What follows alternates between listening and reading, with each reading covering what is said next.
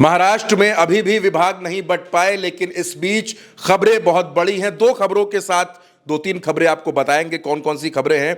भरत जी हमारे साथ हैं, महाराष्ट्र पर लगातार नजर बनाए हुए हैं और महाराष्ट्र में क्या चल रहा है, बीजेपी ने कौन सा नया धमाका कर दिया है और शिंदे की वो कौन सी मीटिंग है जिससे दिल्ली बेचैन हो गई है। भरत जी, विभाग अभी भी नहीं बंट पाए।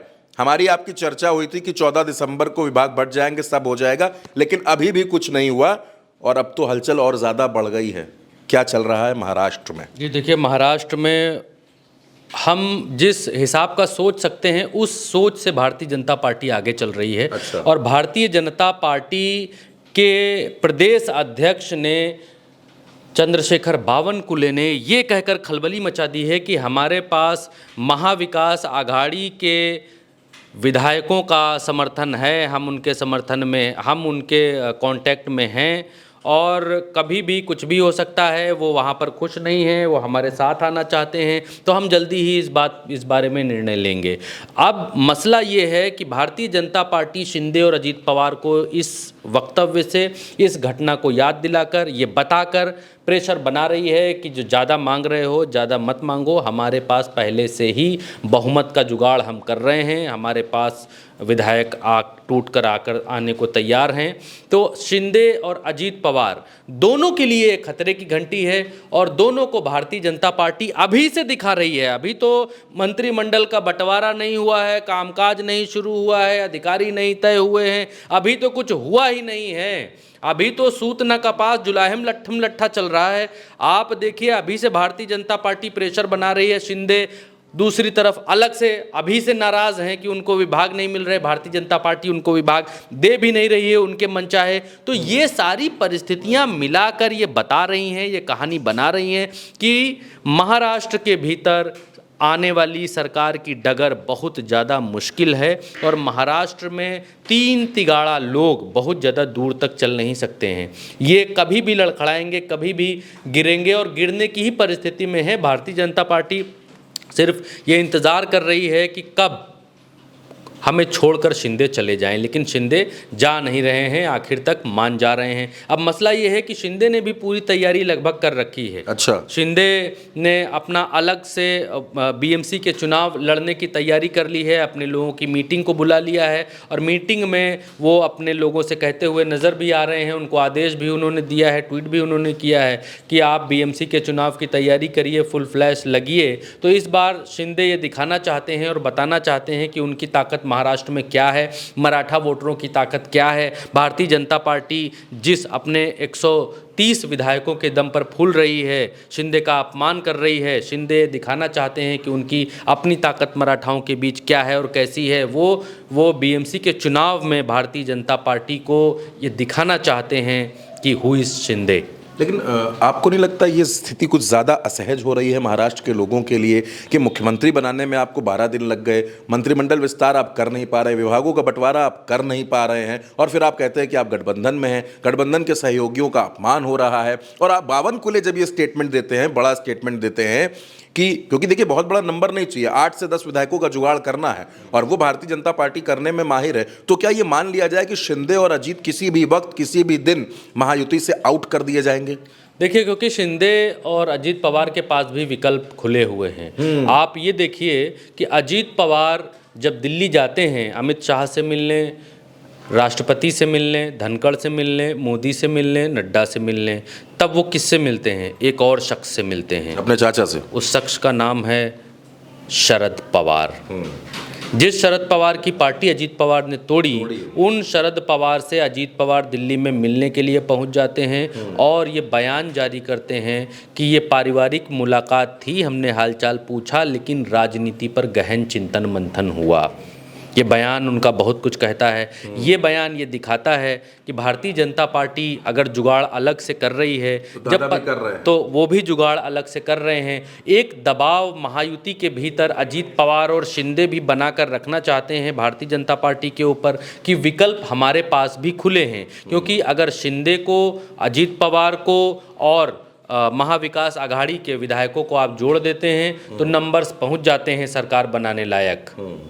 तो ये एक तरफ से अजीत पवार भी ये प्रेशर बनाकर रख रहे हैं कि महाराष्ट्र में उनके पास और भी विकल्प हैं। अगर भारतीय जनता पार्टी उनको और नीचा करने की कोशिश करती है, अजीत पवार को और नीचा करने की कोशिश करती है, शिंदे को और डाउन करने की कोशिश करती है, तो दोनों ही महायुति के दल ये दिखा रहे हैं कि उनके पास भी विकल्प है। और इसके उलट भारतीय जनता पार्टी भी ये दिखा रही है कि हमारे पास महाविकास अघाड़ी के विधायक हमसे संपर्क कर रहे हैं, अभी हमने सबको होल्ड पर रखा हुआ है, ये भी भारतीय जनता पार्टी बता रही है।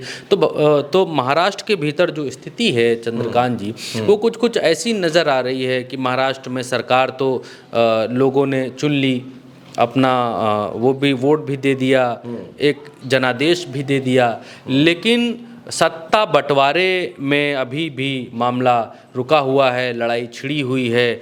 अब देवेंद्र फडणवीस, आज की जो स्थिति है, देवेंद्र फडणवीस मुख्यमंत्री बन चुके हैं, ठीक बन चुके हैं। उनके पास नंबर्स में 13-14 लोग कम है, 13 लोग 12 लोग कम हैं। उसमें अजीत पवार को क्या मिलेगा ये मालूम नहीं है, शिंदे को क्या मिलेगा ये मालूम नहीं है। अजीत पवार और शिंदे दोनों अपने विकल्प देख रहे हैं, भारतीय जनता पार्टी भी अपना विकल्प देख रही है, और 3 लोग एक महायुति का हिस्सा हैं, और वो तीनों अपनी अलग अलग नई राह तलाशने की कोशिश में हैं। तो ये 3 तिगाड़ा कब तक एक साथ रह सकते हैं और कब तक सरकार को चला सकते हैं, ये देखने वाली बात होगी। क्योंकि जिस तरीके की लड़ाई, जिस तरीके की कटौंझन अभी से मची हुई है, इतना समय सरकार मुख्यमंत्री चुनने में आपको 12-13 दिन लग गए, आज 13 तारीख हो गई है, अभी तक आप मंत्रिमंडल का गठन नहीं कर पाए हैं, मंत्री नहीं बंटवारा नहीं कर पाए हैं,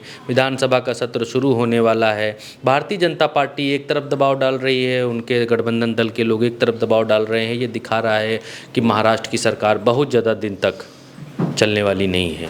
तो भरत जी ने एक बात कही कि दबाव बनाया जा रहा है, दबाव बीजेपी भी बना रही है और दबाव शिंदे और अजीत भी बना रहे हैं। अब जितना प्रेशर बन रहा है, तो इतने प्रेशर में जो पॉलिटिकल कुकर है वो फट भी सकता है, यानी महाराष्ट्र में कुछ भी हो सकता है, महाराष्ट्र की राजनीति को स्थिर न माना जाए। फिलहाल इस चर्चा में हमारे साथ इतना ही। आप उल्टा चश्मा यूसी के साथ लगातार बने रहिए। एक खबर और मेरे पास आ गई है, बड़ी खबर है, बड़ी खबर है। वीडियो आप खत्म कर रहे थे, क्या खत्म कर दिया, क्या कट कर दिया, नहीं किया ना? एक बड़ी खबर आ गई है, मैं अभी तुरंत आई है।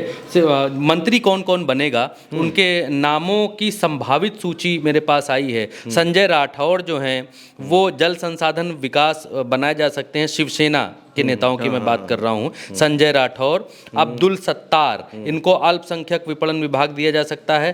तानाजी सामवत, स्वास्थ्य विभाग इनको मिल सकता है। एनसीपी के जो नेता हैं उनमें दिलीप वालसे पाटिल, सहकार विभाग इनको मिल सकता है। हसन मुशरिफ, चिकित्सा विभाग इनको मिल सकता है। बीजेपी के जो नेता हैं इन लोगों के पत्ता कट सकता है, जैसे सुरेश खाड़े, इनको जो है श्रम विभाग मिल सकता है या पत्ता कट सकता है। ये अभी इसमें ये दोनों सुरेश खाड़े और विजय गावित आदिवासी कल्याण विभाग, हाँ इनका पत्ता कट सकता है। लेकिन अभी ये संभावनाएं हैं, हाँ ये संभावनाएं हैं। और इन अब शिवसेना के जो लोग हैं कौन कौन हो सकता है? उदय सावंत, शंभुराज देसाई, दादा भूसे, गुलाब राव पाटिल, संजय सिरसाट, भरत गोगावले, प्रताप सरनाइक, आशीष जायसवाल, राजेश क्षीरसागर, अर्जुन खोताकर। एनसीपी से ये लोग मंत्री बन सकते हैं जिनके नाम बता रहा हूँ, छगन भुजबल, धनंजय मुंडे और धर्म राव बाबा,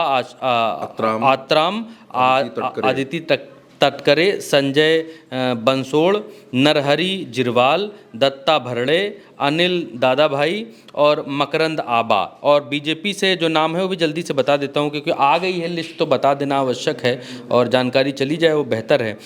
बीजेपी से कौन बन सकता है? चंद्रकांत पाटिल, हरीश महाजन, सुधीर मुनगंटीवार, चंद्रशेखर बावनकुले, रविंद्र चौहान, मंगल प्रभात लोढ़ा, राधाकृष्ण और शिवेंद्र राजे, अतुल बच्चाव, पंकजा मुंडे, माधुरी मिसाल, देवयानी फरांदे, संजय कुटे, आशीष शेलार और गणेश नाइक। ये लोग मंत्री बन सकते हैं। ये लिस्ट हमारे पास अभी आई है और किसको क्या मिल सकता है उसमें भी कुछ लोगों के नाम आए हैं जो मैंने आपको बताया है। तो ये अभी तक की महाराष्ट्र की अपडेट है। चलते चलते मेरे पास ये नई ताज़ा अपडेट आ गई है, तो वो दर्शकों तक खबर ज़रूर पहुंचनी चाहिए। ये संभावित सूची है जिस पर मंथन चल रहा है। अब इसमें कौन मंत्री बनता है, कौन नहीं बनता है, ये देखने वाली बात होगी। फिलहाल आज की इस चर्चा में इतना ही। आप उल्टा चश्मा यूसी के साथ लगातार बने रहिए। नमस्कार।